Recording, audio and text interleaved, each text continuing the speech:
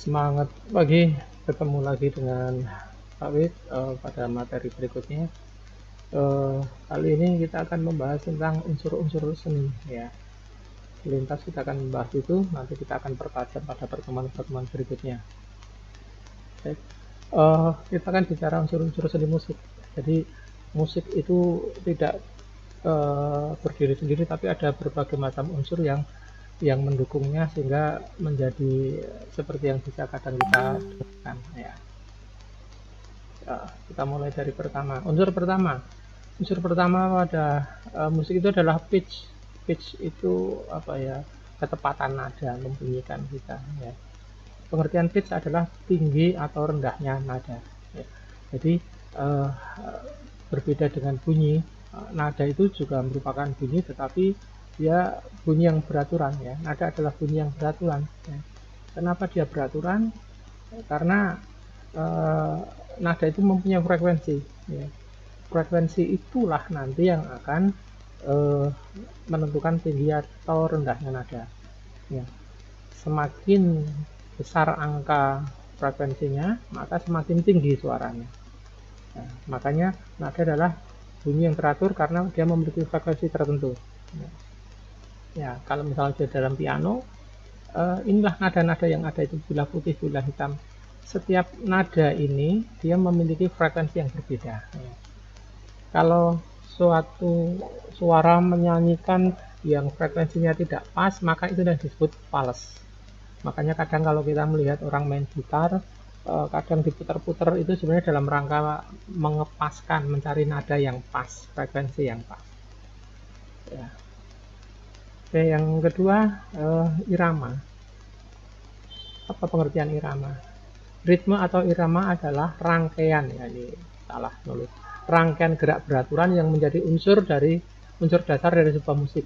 Ritme terbentuk dari pengulangan bunyi panjang pendek kata dalam sebuah lagu, atau karena pergantian tekanan kata-kata dalam syair sebuah lagu ya.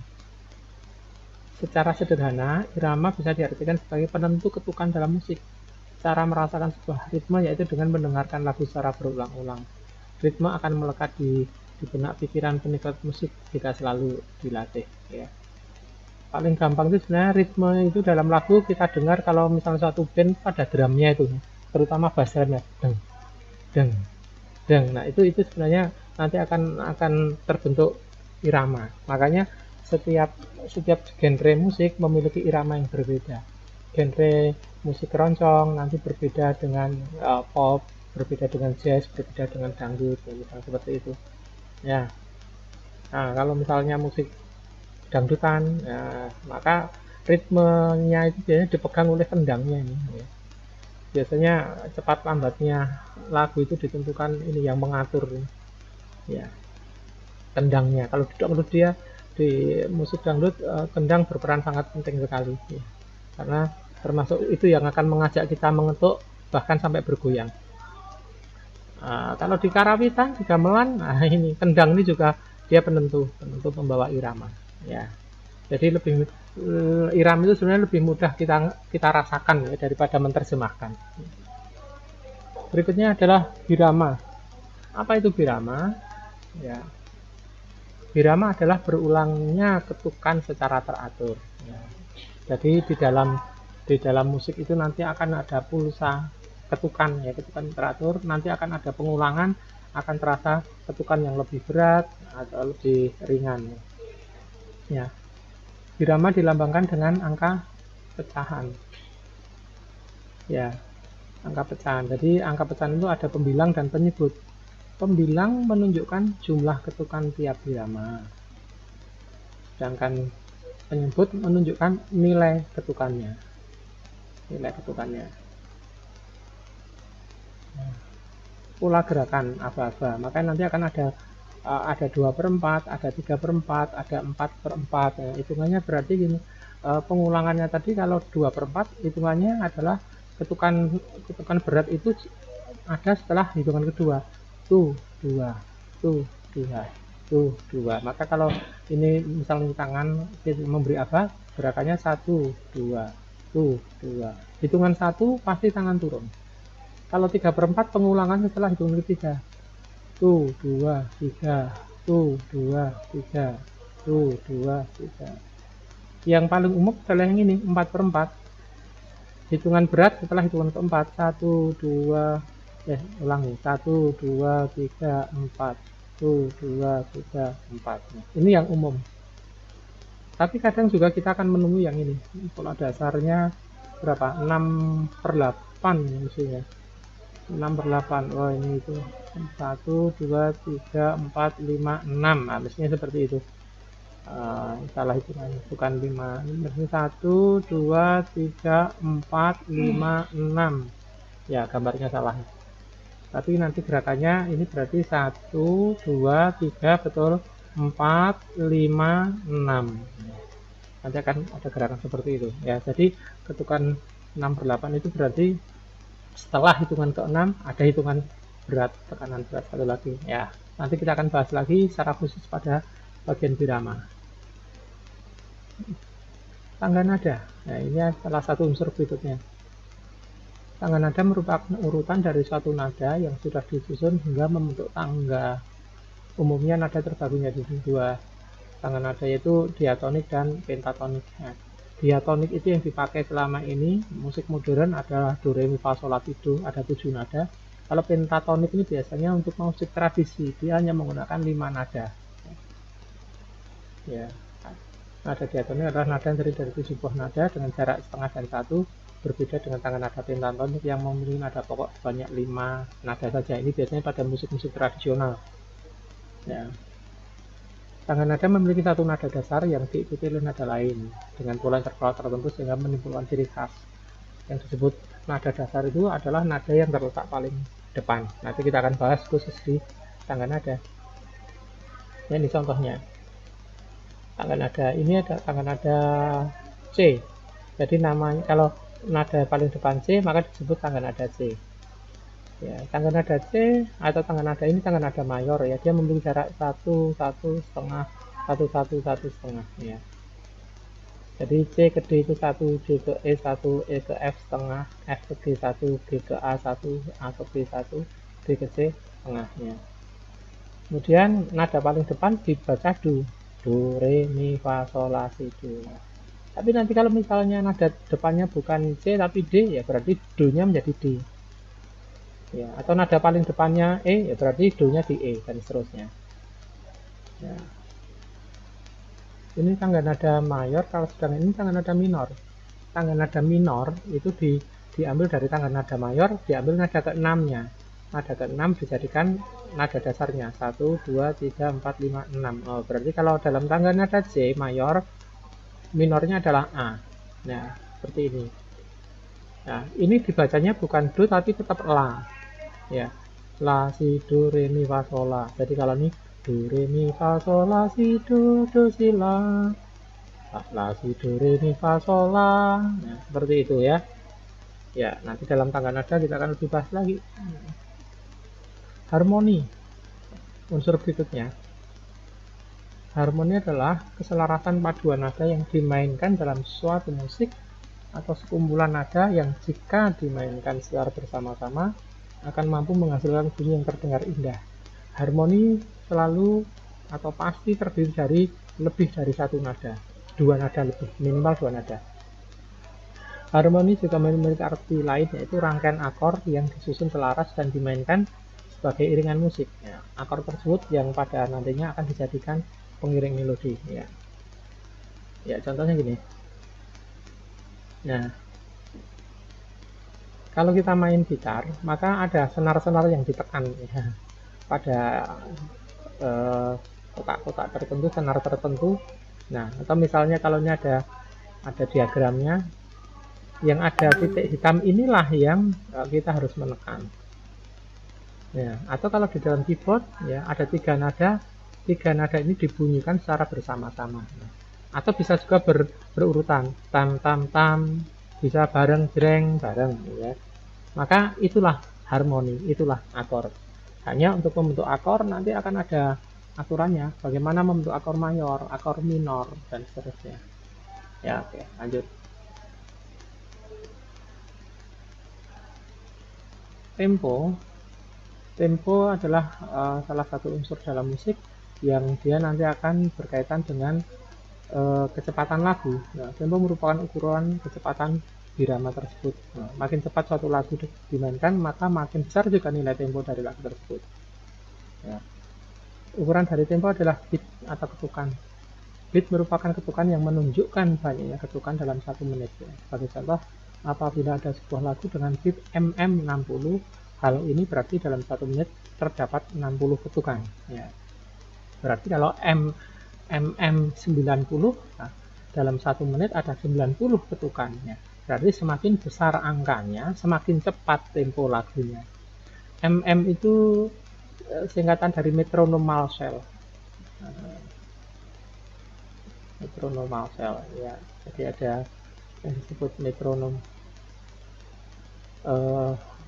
Metronom itu alat untuk menentukan kecepatan lagu. Nah, ini jenis-jenis tempo ya. Ini ada istilahnya. Istilah tempo itu dia mengambil dari bahasa Italia. Nah, misalnya grave itu berarti artinya lagu itu dimainkan dengan lambat, berat, tenang, sopan. Nah, kayak apa ukuran sopan ini? Iya. Tapi lagunya berarti dia dinyanyikan tidak boleh buru-buru, lembut ya. Nah, kecepatan mm-nya adalah 40 sampai 44 mm-nya tadi ya. Oh, berarti dalam 1 menit maksimal dia 44, ada 44 ketukan. Berarti lebih lambat dari detik jarum jam ya. Dan ada lagi largo, lambat, lebar, luas, lebih cepat dikit. Nah, ada lento, lambat. Nah, makanya ini yang keterangan ini sifatnya dia kualitas ya. Kualitas itu sulit kita untuk menentukan kalau tanpa ada alat ya. Kita hanya mengatakan oh ini lambat, ini lebih cepat ya. Karena itu untuk lebih memastikan kuantitasnya ya, kecepatan yang kuantitas harus dengan ini. Nah, kecepatan hanya kalau kita tidak punya alat maka akan kesulitan menentukan kita mau main dengan tempo maestoso misalnya. Maestoso itu agung penuh kemuliaan, seberapa cepat. Kalau kita tidak punya alat kesulitan walaupun kita tahu oh 84 sampai 92 mm. Nah, karena itu akan ada alat untuk membantu itu. Ya. Namanya metronom. Ya. Yang ini metronom ini yang manual. Jadi ini ada alat yang disebut metronom untuk membantu menentukan kecepatan lagu ya. Jadi di bagian sini ada daftar angka ya. Angka misalnya semakin tinggi angkanya semakin besar juga. Sedangkan semakin rendah kebalik maaf. Yang di atas itu adalah angka-angka yang kecil. Sedangkan semakin ke bawah angkanya semakin besar. Karena itu yang dilakukan adalah bandulnya ini bisa dinaikkan, diturunkan. Dinaikkan, turunkan sesuai dengan angka yang dikehendaki. Misalnya kita tadi mau berapa tadi misalnya kita mau maestoso ya, maestoso 84 mm atau 92 mm. Maka nanti di dalam metronom itu ada tulisannya. Nah, bandulnya ini ditaruh di situ di angka 94. Nah, kemudian setelah itu dilepaskan dia bisa bergerak ke kiri, kanan, tak dan seterusnya. Nah, itu akan membantu menentukan kecepatan segitu. Ya. Ini manual ya, sebelumnya harus diputar dulu ada bagian belakangnya supaya pegasnya berjalan. Kemudian ada juga yang namanya metronom digital. Nah, kalau metronom digital tinggal kita angkanya kita tulis angkanya sesuai dengan kehendak kita, maka itu berbunyinya. Jadi metronom itu ditemukan oleh orang Jerman namanya Malsel, makanya disebut metronom Malsel. Dan mm itu dipakai sebagai satuan untuk kecepatan beat itu tadi. Oke, lanjut. Unsur berikutnya adalah tanda dinamik. Ya. Tanda dinamik adalah tanda untuk memainkan nada dengan volume nyaring atau lembut. Dinamika juga merupakan satu di antara unsur musik. Maksudnya adalah ada kadang suatu lagu yang harus dinyanyikan dengan keras, kemudian ada juga lagu yang kadang harus dinyanyikan dengan lembut. Nah, tanda-tanda dinamik itu diletakkan di bagian dari lagu. Ya, karena itu tanda dinamik memiliki fungsi penting menunjukkan nuansa lagu, bisa sedih, senang, agresif, bahagia, dan sebagainya. Dinamika merupakan satu di antara unsur musik yang dapat menggambarkan emosi dan menyampaikan perasaan pada lagu. Penting sekali suatu lagu diberi tanda dinamika. Nah, misalnya kadang tanda dinamika itu diberi tulisan misal MP agak lembut, ya. P piano itu lembut, P-nya 2 lebih lembut, kalau P-nya 3 pianissimo sangat lembut, PP pianissimo paling lembut. Nah, lembut. Sebaliknya ada yang keras, MF mezzo forte, F forte, FF fortissimo. Nah, tentu saja ini juga sifatnya kualitas, sulit kita untuk menentukan kuantitasnya. Ya. Kalau ini keras, forte, piano, keras, kemudian lembut. Nah, karena itu kadang pada saat memainkan lagu harus ada yang disebut interpretasi, mencoba memahami apa maunya lagu itu. Kemudian ada juga tanda dinamik yang seperti ini, ya. Seperti ini namanya crescendo, bagian itu berangsur-angsur menjadi keras. Baliknya ada di crescendo, berangsur-angsur menjadi lembut. Atau kadang diberi tulisan diminuendo itu berangsur-angsur menjadi lembut. Nah, ini adalah tanda-tanda pada lagu. Contohnya yang ada terlihat pada ini misalnya, nah, pada lagu syukur. Lagu syukur ini kan ada di sini P. Nah, yang awal ini berarti harus lembut. MF mezzo forte berarti agak keras. Dari yakinku teguh, hati ikhlasku penuh. Nah, di sini lembut, di sini naik, kemudian berikutnya ku penuh, dia lembut lagi. Ya. Bagian sini anak airku saka, dia F forte, berarti harus keras. Dan seterusnya ya. Jadi tanda dinamik itu tidak berlaku dalam seluruh lagu, tapi hanya pada bagian-bagian lagu saja. Nah, ada juga yang disebut timbre atau warna suara. Timbre atau warna suara itu dia tidak bersifat visual, ya. Timbre merupakan kualitas atau warna bunyi dalam seni musik yang dipengaruhi oleh sumber bunyi dan cara berbunyinya. Nah, bisa dikatakan timbre bergantung dari instrumen musik dibunyikan. Timbre yang dihasilkan alat musik tiup tentu saja akan berbeda dengan timbre yang dihasilkan dari alat musik petik, meski keduanya dimainkan dalam nada yang sama, ya. Bahasa gampangnya timbre itu ciri khas suara yang keluar dari alat musik itu, ya. Sebenarnya tidak hanya alat musik saja, kita pun, manusia pun juga memiliki warna suara. Karena kita memiliki warna suara inilah kita bisa membedakan suaranya Siti atau suaranya Agus, suaranya Tina, ya, suaranya Markona, seperti itu. Jadi kadang kita mendengar suara seseorang tanpa melihat orangnya, kita bisa mengetahui, oh itu suara siapa. Karena apa? Kita punya warna suara. Warna suara trompet maka akan berbeda dengan warna suara gitar. Kita bisa mendengar tanpa melihat, kita bisa tahu ini suara gitar, ini suara trompet, ini suara saksofon, misalnya, dan seterusnya. Oke. Ekspresi itu pengungkapan perasaan yang terlihat dari mimik wajah. Kalau dalam lagu, ya. Unsur musik yang terakhir ialah ekspresi, yang dapat diartikan sebagai ungkapan perasaan hati. Ungkapan perasaan dari dalam hati bisa ditunjukkan melalui ekspresi, apakah gembira, sedih, romantis, dan lainnya. Maksudnya adalah saat kita bernyanyi, maka ekspresi wajah kita harus disesuaikan dengan isi lagu itu. Tidak boleh kalau lagunya sorak-sorak bergembira, bergembira semua misalnya, tapi lagunya sorak-sorak bergembira, wajahnya sambil memelas, sambil nangis, tidak boleh, ya.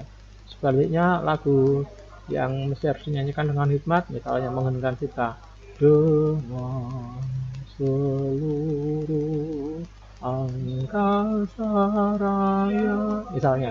Itu harus dinyanyikan dengan kesungguhan, dengan keseriusan, tidak boleh dinyanyikan dengan tertawa-tawa dan senyum-senyum bahagia.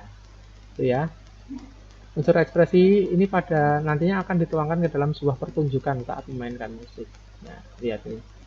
Ini kan ekspresi satu orang itu bisa beragam ya. Oh, ini agak apa ya, marah, ini bahagia, ini kaget misalnya, ini marah, ini jengkel, ini cemburu dan seterusnya, ekspresi ya. Itu. Nah, tanda-tanda ekspresi itu, nah, biasanya nanti juga ada istilah, ada istilahnya ya, agiato. Jadi lagu tanda ekspresi itu diletakkan pada sebelah kiri atas, di atasnya lagu. Kalau ada tulisannya agiato, oh artinya lagu itu harus dinyanyikan dengan gembira. Con animo, dengan bersungguh-sungguh. Con animato, dengan berjiwa, harus dijiwai lagu itu. Con spirito, dengan semangat. Ya, ini pakai bahasa Italia ya. Con bravura, dengan gagah perkasa.